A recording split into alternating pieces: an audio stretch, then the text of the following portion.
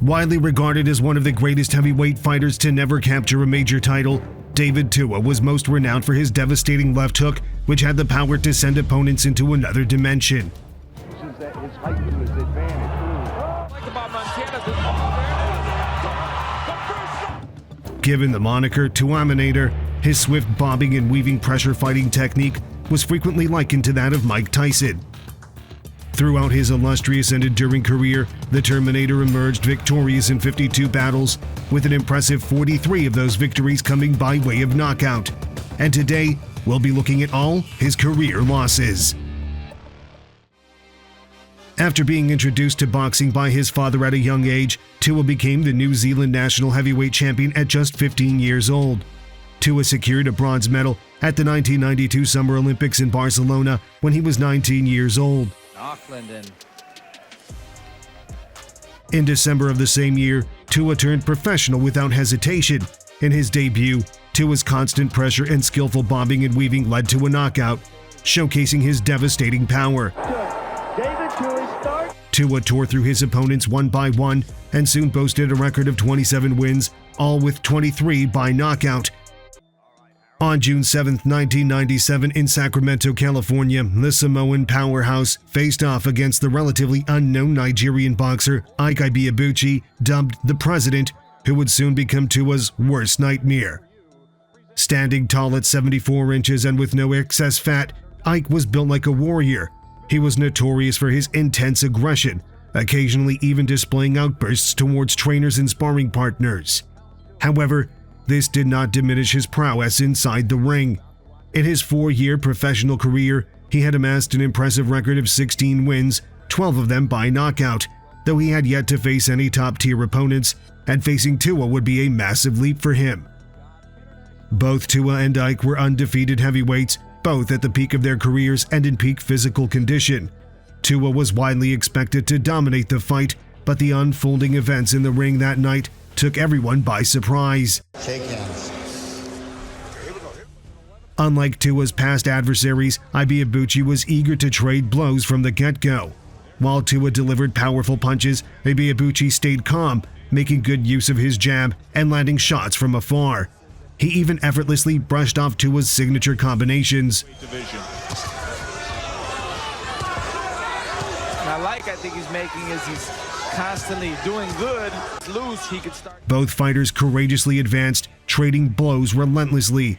As the rounds unfolded, their intensity surged, throwing caution to the wind as they tirelessly vied to outperform each other. Tua trying to rally at the end. Ibeabuchi meets him. What a strong start for the Nigerian native. Looking at Tua's previous fights, anything can happen. Comes in the form of that jab. He is committed to it early on. Left hook. Got to negate some of that because right now, right in front of him. Right hand over the top from Ibeabuchi. Have a good selection of punches. He uppercuts, he hooks to the body. And Ike right back at him with a left-right of his own. There's a short uppercut on the inside before Tua comes back with a left hook. 97. On the one punch. Warning from Lou Filippo. You look at him, you wouldn't think this is how he fights. There's that left hook from Tua, his signature punch. Left hook of his own. Tua now opens up with a left hook, and Ibeabuchi returns fire. Double left hook from Tua. The way he's giving Tua things to think about. Midway through the fight, Ibeabuchi started to lose steam, giving Tua an opening. However, by the 7th round, both fighters were neck and neck in terms of their level of activity. Right hand over the top. Tyson had those fast hands, and on the inside, he had blistering combinations that he let go to the body. So easy to make those comparisons to Tyson. Tua, with this fight, seems to be going with 1 or 2 big punches at a time, and that's not going to work, apparently. There's that right hand from David Tua. Here before the 8th round, he said you got to make a strong run at him. So maybe where Tua needs to take advantage. Oh, good short right hand sequence. Right lead, left hook by Tua. Tua right hand to the body underneath. Ibeabuchi and his commitment to he stayed with it. Oh, for sure. He's being consistent. Here we are in round number 9. He would have been able to stay with this pace for this long. Oh, good uppercut. Throw 1 and 2 at each other for the rest of the fight. Somebody's got to separate themselves. And now Tua. Combination at the end at the bell. Ibeabuchi in the 9th, John. Nice triple hook, and this is the most telling punch of the fight, I think. That was the first and only. Last 9 minutes go. He has proven himself. Just like that. There it is. 4 jabs in a row, 5 from Ibeabuchi. Back to it. Tua comes in with the left hooks. He could bomb Tua with that if he really committed to it. This is a good round for Ibeabuchi. It really sure good. is. And just with the jab, that's a Larry Holmes type of round. You throw the jab. Oh, here comes Tua. 4, 5 punches. Ibeabuchi ready. 11th round here in Sacramento.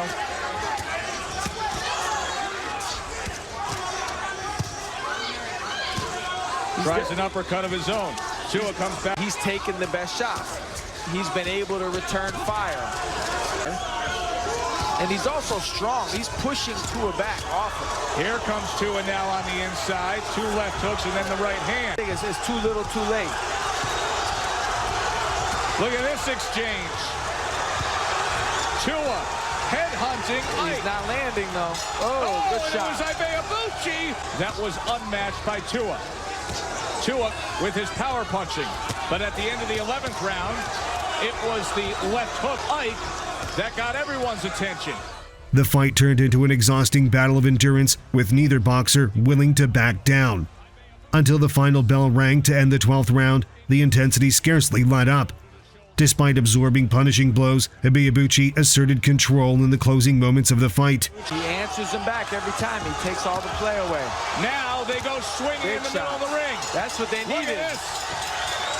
It was one of the most intense and craziest 12-round battles in boxing history, with the statistics reflecting the ferocity of the encounter. They landed over 1,700 punches, setting a record for the most punches thrown in a heavyweight fight. At the climax of the gripping showdown, Ibeabuchi was declared the winner by all 3 judges. Nonetheless, the victory came at a cost. Tua's punishing blows and relentless assault on his head left him battling severe headaches and experiencing disturbing hallucinations of voices and demons. Consequently, his career took a downward spiral, leading to legal issues that ultimately saw him end up behind bars. After years of terrorizing the heavyweight division, Tua would finally have his shot at the title against the heavyweight king Lennox Lewis in November of 2000. Lewis was considered the cream of the crop in the heavyweight division by the year 2000, standing head and shoulders above the rest of the division, not just because of his height, but due to his unparalleled skill and prowess in the ring. His dominance was evident after defeating Evander Holyfield in their second fight to become the undisputed champion of the world. Upon achieving this status, Lewis smoothly defended his championship belt twice, dispatching Michael Grant and Francois Botha with second-round knockout victories. Following his decisive win over Botha and boasting an impressive record of 37-1 with 29 knockouts, Lewis set his sights on mandatory challenger David Tua. Entering the bout, Tua also carried an impressive record of 37-1 with 32 knockouts, having secured victories against future heavyweight champions John Ruiz, Tua comes right at him, another big bomb, and Ruiz is down. Oleg Muskayev, Muskayev is out. and Hasim Rahman. Punches with reckless abandon, and Rahman is hurt. Definitely hurt. Rahman taking shots. He's about to go down. Only the ropes are holding him up, and Ustinov is going to stop it. His sole defeat at the hands of Ike Ibeabuchi.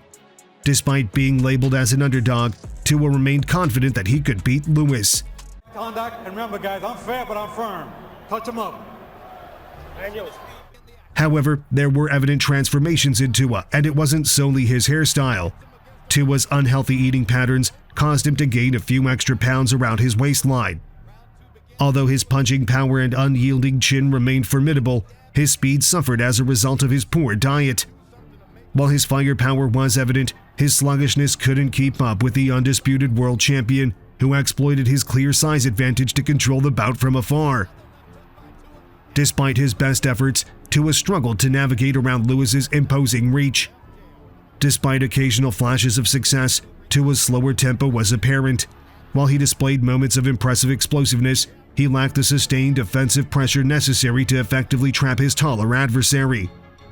His footwork was sluggish, hindering his ability to keep pace with Lewis and close in. Consequently, he found himself confined to the range where Lewis excelled. He's going to interrupt you and it's going to hurt you. There you are. Don't go over on that side. Stay on the corner. Joe Cortez was right by moving it back into the corners. 28, 29, 28, David Tua. This is an entirely more dangerous opponent. Right hand by Lewis. I mean, he's zero. And holding him as he found himself in the corner.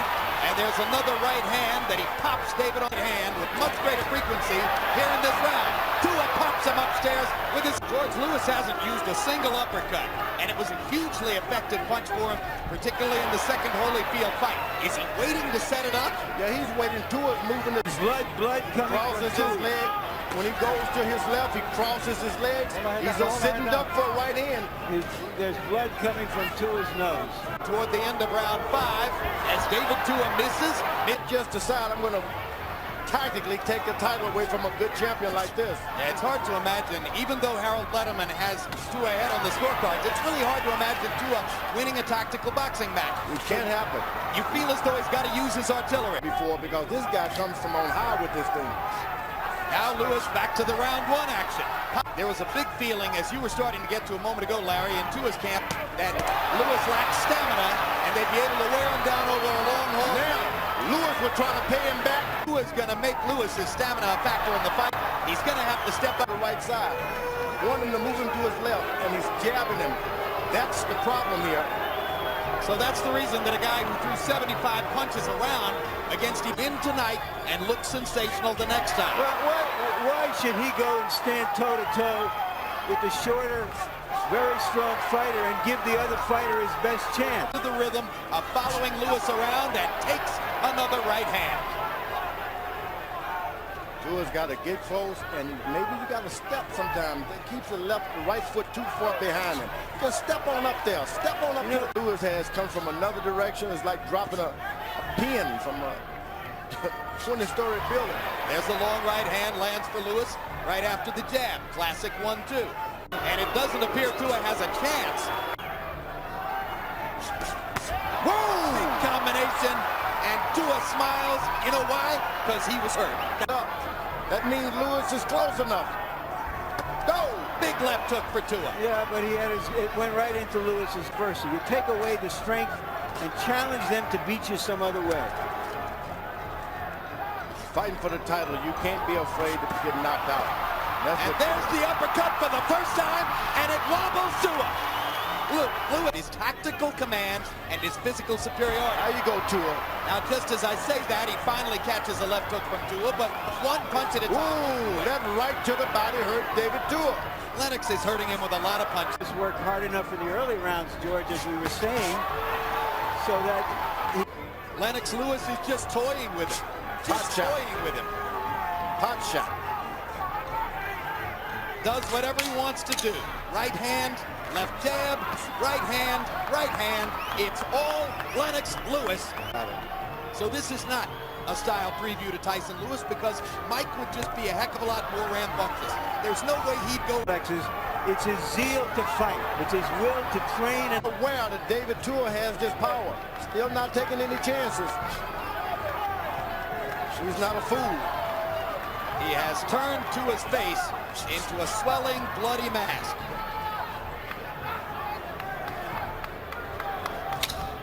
Although Lewis failed to register a knockdown during the match, he dominated the Samoan powerhouse for the entire duration of the 12 rounds, throwing more punches and landing more, resulting in a decisive, unanimous decision victory for the Lion. Great Britain, Lennox Lewis.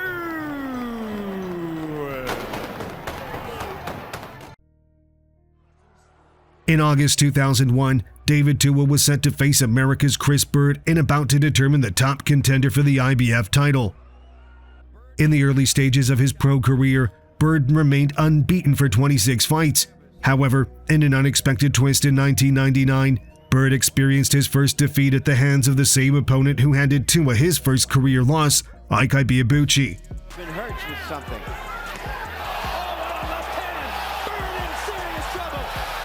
He's out of here. He's hurt very bad. He doesn't even know where he is right now. He's trying to keep his balance. Might make it out of the round. Here comes Ibeabuchi. He'll never make it out of this round, Jim. Hard left hook. Oh, they can stop it. They can stop it right now. What is Byrd? Stops it. Following his sole loss, Byrd bounced back with 4 consecutive victories before facing Vitaly Klitschko, the reigning WBO heavyweight champion at that time. Despite being behind on all 3 judges' scorecards, Byrd emerged triumphant via technical knockout in the 9th round due to an injury to Klitschko. And Chris Byrd gets a victory.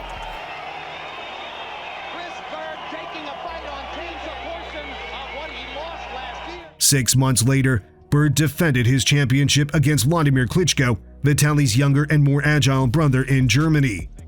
After 12 rounds, Byrd suffered a decisive unanimous decision loss, losing the WBO belt after being knocked down twice.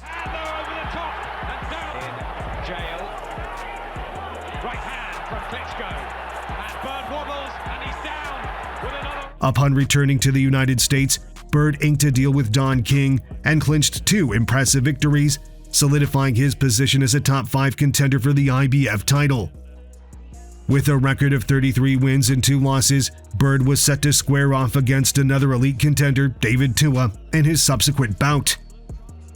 Following his defeat to Lewis, Tua bounced back with a knockout victory over Darnell Nicholson and was primed for his next test.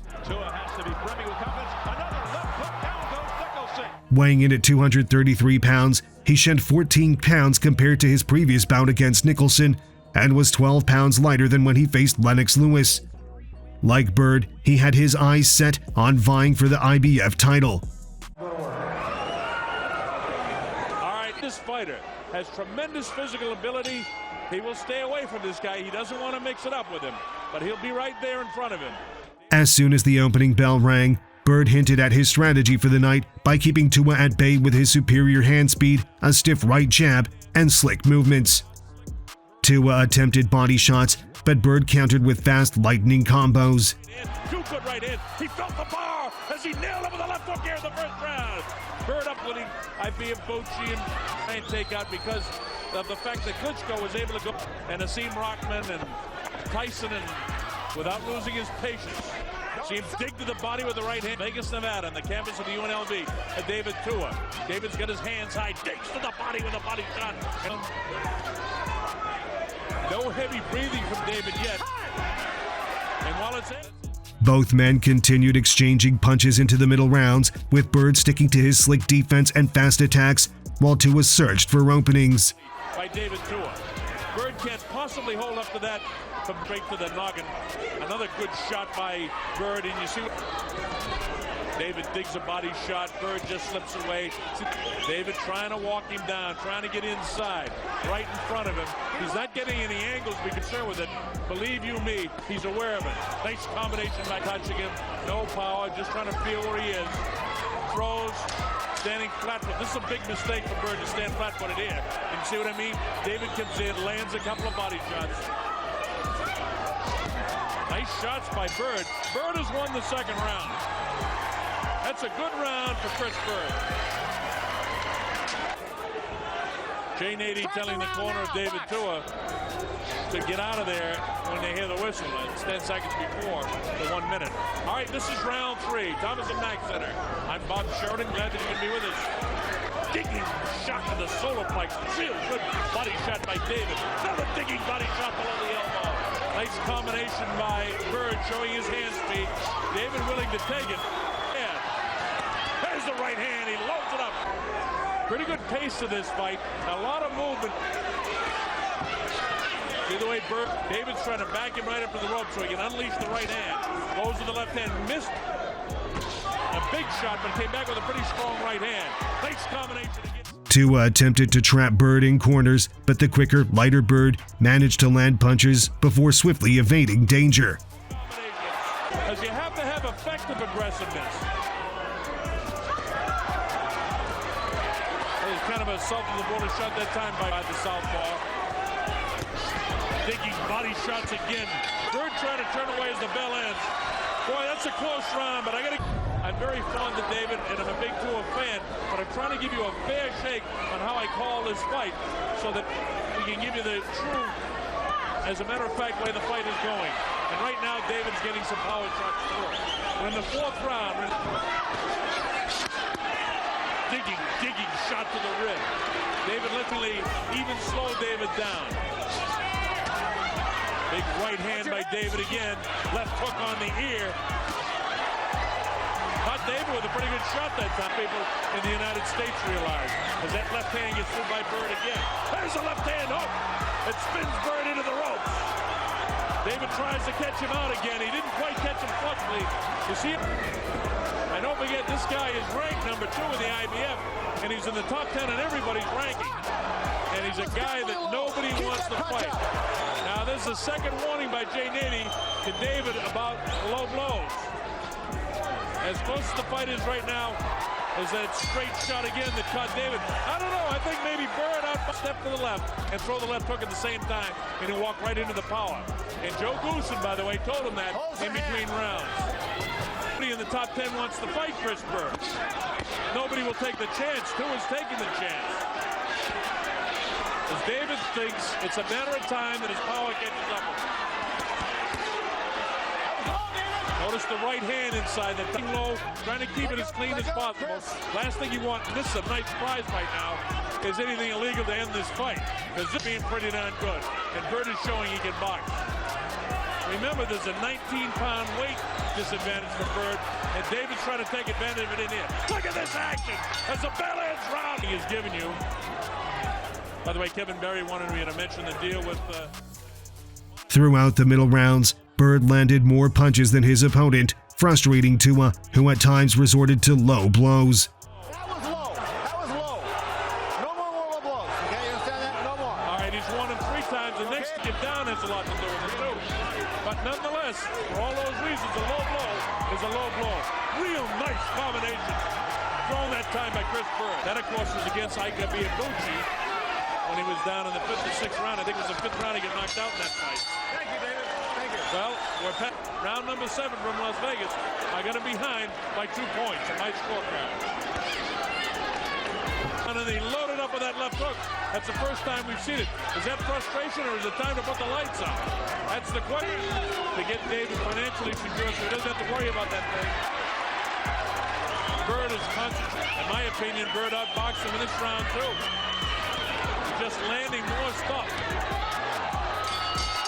The bell ends. But the problem is that the fight turned into a slugfest in the 8th round. and that should be, the way this fight's going to come down to, unless it's a knockout, which most people expect. Oh, David nailed him with a nice uppercut in there. A lot of punches now. David trying to establish himself here. Byrd tries to spin up. David holds it in. Just as he said, but look at this by Byrd. Wow, what a fight! We're getting some Pier 6 brawl here now. David Pittypat now looking to land the big blow. Trying to load up either a left hook or a right hand. There's the left hook there, cut high in the ear. Looking for his shot. He wants to unload it. I can see it in his face and he wants to unload the big one. Instead it's that sneaky left hand gets through by Byrd. Byrd coasting now, back in the ropes. Throws his quarter of punches. With all those punches he landed, David just said, come on, throw some more. Here comes the big bomb.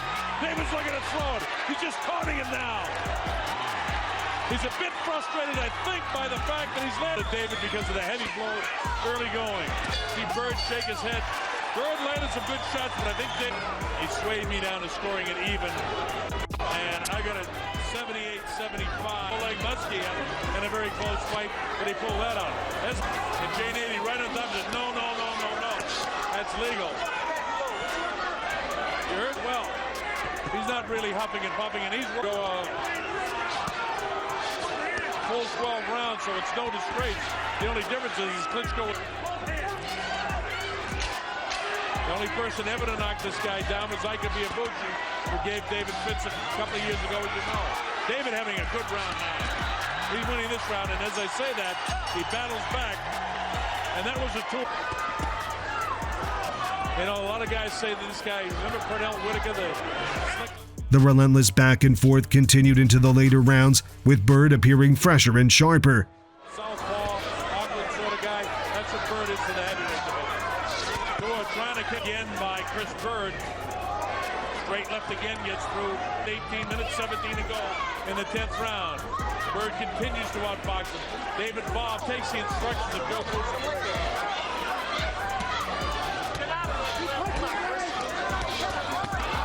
Loads up the right hand, but it doesn't quite get Chris Byrd. Instead, Byrd bombs the % right now. Feints left, feints right, bobs down. Byrd comes through, David misses with the uppercut. David tries to hot dog it just a little bit. And there's the end of the 10th round. David throws it. A minute gone and nobody's won the first minute of this. Byrd sitting there, he's waiting for Tua. This is the opportunity with 36 seconds to go for David to score. He's got him where he wants him. Byrd may have run out of gas a little bit, but how much does David get in his bag? This is what he's trained for. Byrd tries to come off the ropes. David loads up the right hand. Shuffling backwards, back up against the ropes, trying to get whatever energy they can get a second win. David crushes him behind the head with that shot. David's winning this round now.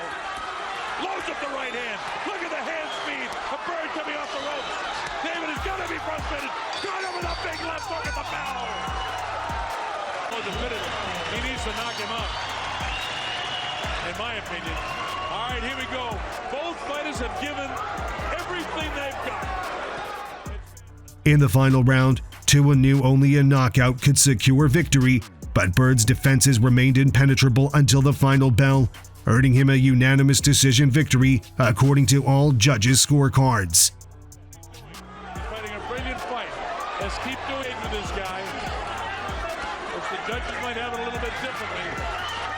Again, the judging determines where the guys leave the power to 41, minute 40 seconds to go.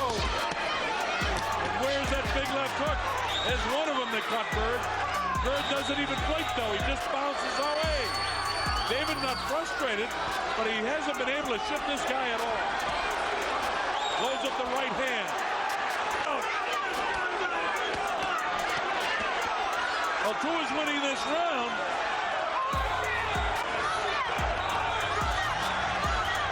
40 seconds. Wow, with the right hand is Tua. Misses with the left. That's a desperation left hook. Now with 30 seconds to go, Chris Byrd inside of 10 seconds. It's not going to be a knockout tonight. Look at this. David giving it his all right to the bell. There's the bell, ending the fight. On my scorecard, I got it a dead even draw. Chris Byrd. After his defeat to Byrd, Tua never regained his elite status throughout his lengthy career, although he continued to face opponents in pursuit of his paycheck. He embarked on an impressive run of wins, which was interrupted by a draw in a brawl with Hasim Rahman. However, after this setback, Tua resumed his winning streak, accumulating 9 victories in as many fights. Unfortunately, this streak was interrupted again by a controversial draw against Monte Barrett. Barrett, who challenged for the WBA heavyweight title in 2006 and faced numerous top champions and contenders, fought intelligently in their first encounter, preventing Tua from landing decisive blows and dominating the later rounds. Caught him with the right hand again. Monte battles back. David's almost in desperation. And so is Monte. Look at him battle back. It's a beer-shaped brawl. Look at this brawl. It's down. For the first time in his career. Despite seeming poised to win on points, the fight ended in a draw. Now, as Tua faces Barrett once more on his home turf in New Zealand, this represents his final chance to leave a mark on the heavyweight division. With age catching up to him and his once dominant power seemingly diminished, a victory over Barrett is crucial. On the other hand, Barrett initially contemplated retirement after their previous draw, but remained active. His last bout, a low-profile one, ended in an 8-round draw with Charles Davis. The 40-year-old Barrett entered the rematch with a record of 34 wins and 9 losses, boasting 20 career knockouts, while facing a 38-year-old Tua who, though past his prime, still possessed the strength and heart of a champion. Put him on the canvas, in the ring, center. Red tension is under. From the outset, Barrett appeared to be the more aggressive fighter, while Tua seemed to lack his usual ferocity. Tua struggled to land significant blows and was content to adopt a defensive stance for much of the fight's early stages, finding himself trailing far behind on the scorecards. Barrett easily dominated the first 6 rounds of the fight, leaving Tua looking completely drained. The Tuaman starts. Jab there from Monte Barrett. Century. And that's why Chris to let him get a rhythm. Just both after to prove. Straight and away. It's almost as like the crowd are saying, what are you waiting for? Other things about having big knots. You're going by the point. Fight for him to get hit so easily. Unless he's looking for something. Come to his corner. The right hand and the left hook. Doubling up with a jab. Bang. Right hand, left hook. Dominate after 2 rounds where 2 guns Barrett has been the aggressor. At least those jabs. Tua showing a bit more agency and taking more punishment from the American. He should have won the first bout. A little bit shell-shocked. Would know that up against the top. However, Tua displayed his resilient spirit and, in the latter half of the bout, realizing he couldn't outbox Barrett, he threw caution to the wind and went blow for blow. Much of a slick fighter to get. Favoritism is just completely trying to find Chris Martin calling for him to bob his head and make him suffer for missing. Nice hook off it. Now we see the right. But now he needs to back it up and get busy. Crowd calling for the tool. Off. That's a left hook from Monte Barrett. In the closing moments of the fight, Tua summoned every ounce of his remaining strength, rallying the crowd with his effort. This fight, tripling up on the jab. He needs to land it, back it up with the left and the right. Being tied up, he needs to be. Talking to him in the clinch too. A minute 30. In the 12th round, he almost achieved victory. Tua landed 2 powerful shots that sent Barrett crashing to the canvas, seemingly out for the count. Got 1, 2. That's 1, 2, 3. There it is. There it is. He won at 60. Yet the seasoned American fighter managed to rise to his feet with only about 45 seconds remaining in the bout. He had to weather the storm and fend off the relentless attacks of the charging Samoan bulldog. Despite being battered, Barrett held on until the final bell, barely escaping defeat. Finish the fight. Seconds to go. Tua swinging, missing. Can't quite nail the big punch. In a tense finale, the judges ultimately declared Barrett the winner. Following the bout, it came to light in December 2011 that Monte Barrett had tested positive for the banned stimulant methylhexanamine after his points victory over Tua on August 13th. Blair Edwards, Tua's lawyer, demanded consequences for the 40-year-old boxer from New York, urging the return of Tua's WBO Asia Pacific and Oriental titles and the reinstatement of ranking points. However, no action was taken. Despite this, Barrett himself would soon hang up his gloves and retire after the fight. In 2013, just before his 41st birthday, Tua decided to stage a remarkable comeback, facing Belarusian Alexander Ustinov in front of his home crowd in what would be his final fight ever. Ustinov, after a successful kickboxing career, transitioned to boxing in 2005 at the age of 29, finding immediate success with a record of 28 wins from 29 fights. Notably, he defeated American contender Monte Barrett in his 19th professional bout. Standing at 6 feet 7 inches tall, Ustinov posed a towering challenge for Tua in his comeback bid, with his height and reach advantage proving significant factors on fight night. While acknowledging Tua's impressive past achievements, observers expressed caution regarding his potential at the age of 40. His noticeable weight loss was viewed as a positive indication of his commitment, but concerns persisted about his historical struggles against taller opponents. Despite the consensus that Ustinov wasn't in Tua's league, This version of Tua was different from the one who faced opponents like Ibeabuchi or Lewis.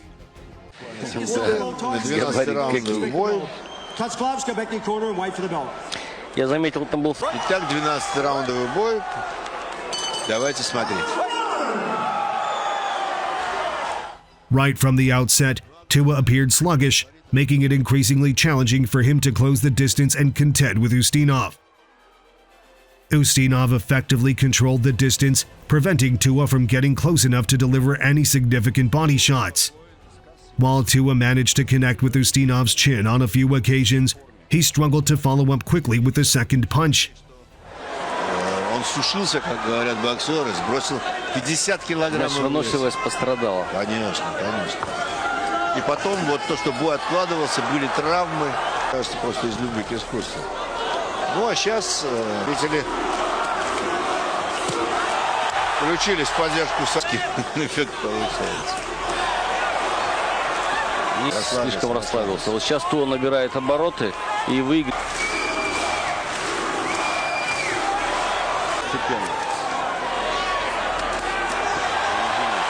Активно зрители. Чемпионат Франции. Я сейчас чемпион. Так. Да.